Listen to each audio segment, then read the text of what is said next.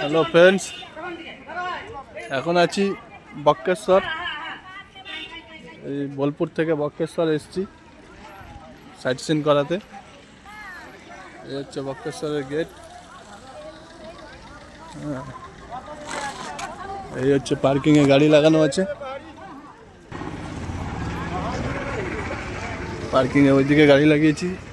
এই যে গরম জলের ঘাট, টিকিট মূল্য 10 টাকা।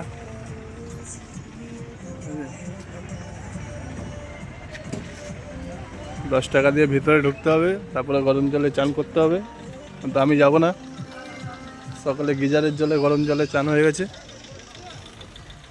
বাইরেই থাকি, বাইরে মার্কেটটা দেখি একটু।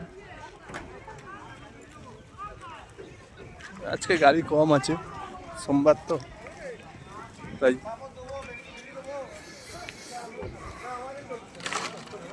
হ্যালো,